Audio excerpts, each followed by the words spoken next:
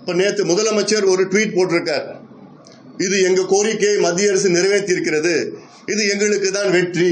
என்ன வெற்றி இதுங்க? யாருக்கு வெற்றி இது? உங்களுக்கும் சமூக நீதிக்கு என்ன சம்பந்தம் இருக்கு? ஜாதிவாரி கணக்கெடுப்பு நடத்துவது சர்வே நாங்க கேட்கிறோம். சென்சஸ் எடுப்பது மத்திய அரசு நடத்தணும். இப்போ மக்கள் புரிஞ்சுக்கணும், சென்சஸுக்கும் சர்வேக்கும் என்னென்ன வித்தியாசங்கள் இருக்கிறது. ஏன்னா நேற்று சில தொலைக்காட்சியில பார்த்தேன், அவங்களுக்கு என்னன்னு தெரியாமலே உளறிட்டு இருக்கிறாங்க. ஆளுங்கட்சி சார்ந்தவர்கள் என்னன்னு கூட தெரியல, ரியாலிட்டியே தெரியல. சென்சஸ் என்பது மத்திய அரசு தான் எடுக்கணும், மக்கள் தொகை கணக்கெடுப்பு மத்திய அரசு தான் எடுக்கணும் சென்சஸ்.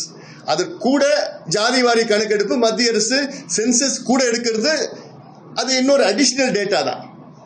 இந்த சென்சஸ் மத்திய அரசு எடுக்கிறது இப்ப பிராக்டிக்கலா என்ன ஆகும் பாருங்க. கடைசி சென்சஸ் எடுத்தது 2010 இருந்து எடுக்க ஆரம்பிச்சாங்க.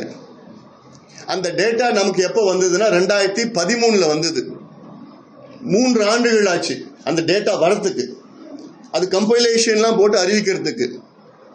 இப்போ மத்திய அரசு அறிவிச்சிருக்கிறது அடுத்த சென்சஸ்ல காஸ்ட் சென்சஸ் கூட நாங்க சேர்த்து எடுப்போம். தனியா காஸ்ட் சென்சஸ் சொல்லல. காஸ்ட் சென்சஸ் மக்கள் தொகை கணக்கெடுப்பு எப்போ எடுக்க போறாங்கன்னா 2026லயோ 7லயோ எடுப்பாங்க. அதை எடுத்துட்டு அடுத்த 3 ஆண்டுகள் அல்லது 4 ஆண்டுகள், இது நான் சொல்றது சென்சஸ் டேட்டா மட்டும். இப்ப நீங்க அதுல ஜாதிவாரி சேர்த்து டேட்டா சேர்த்தீங்கன்னா அது இன்னும் ஒரு 4-5 ஆண்டுகள் ஆகும் முதல்ல நமக்கு டேட்டா வரத்துக்கு. ஏன்னா இது 145 கோடி மக்கள் சார்ந்த ஒரு விஷயம். இது எவ்வளோ எடுக்கணும்னா அது கம்பைல் பண்ணி அது திருப்பி ஸ்டேட் கவர்மெண்ட் கிட்டையும் கம்பைல் பண்ணி கம்பேர் பண்ணி எதெல்லாம் வரத்துக்கு 5 ஆண்டுகள் 6 ஆண்டுகள் ஆகும். இது பிராக்டிக்கல். இடையில நாங்க ஏன் தமிழக அரசை சர்வே எடுக்கணும்னு நாங்க சொல்றோம்னா பல காரணங்கள் இருக்கு.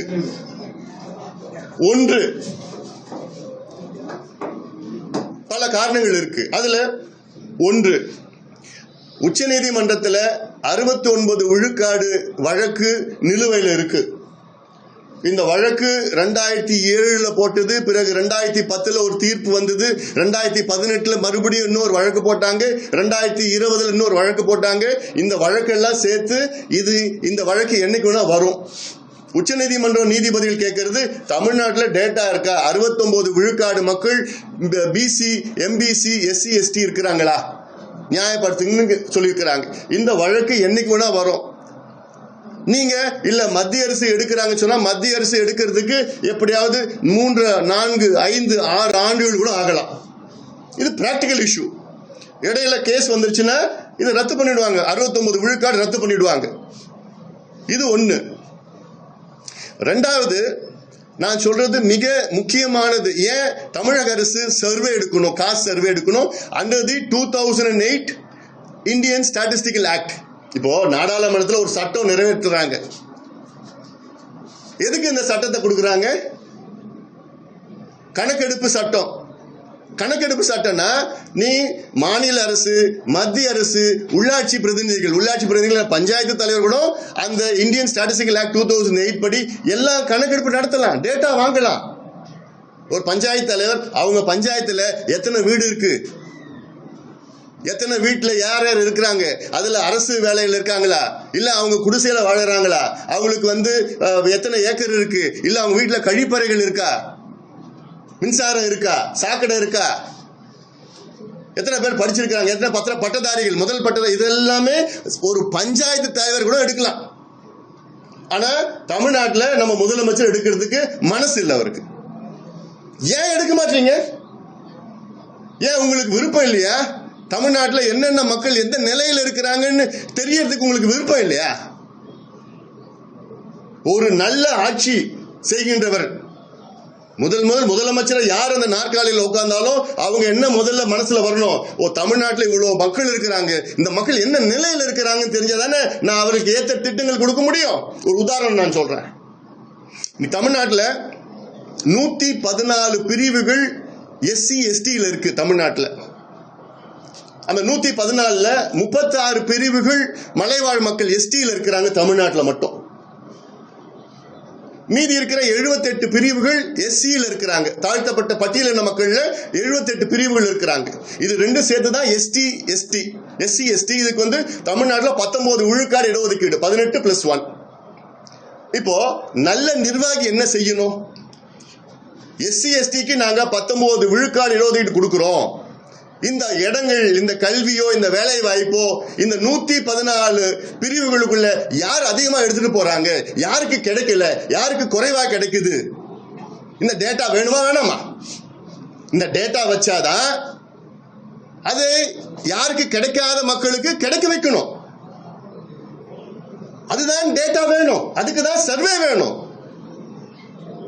இது மொத்தத்தில் தமிழ்நாட்டில் 377 சமுதாயங்கள் வந்து இடஒதுக்கீட்டை அனுபவித்துக் கொண்டிருக்கின்றார்கள். 69 விழுக்காடு இடஒதுக்கீட்டை 377 சமுதாயங்கள் அனுபவித்துக் கொண்டிருக்கின்றார்கள். அந்த 377 சமுதாயங்களுக்காக கூட இதுல எந்தெந்த சமுதாயம் எல்லா இடத்தையும் தட்டிட்டு போறாங்க, யாருக்கு கிடைக்கல. இப்ப மலைக்குறவர்கள் இருக்கிறாங்க, அவங்க எவ்வளவு பேர் இருக்கிறாங்க யாருக்காவது தெரியுமா? என்ன நிலையில இருக்கிறாங்க தெரியுமா? அதுல யாராவது படிச்சிருக்கிறாங்கன்னு தெரியுமா?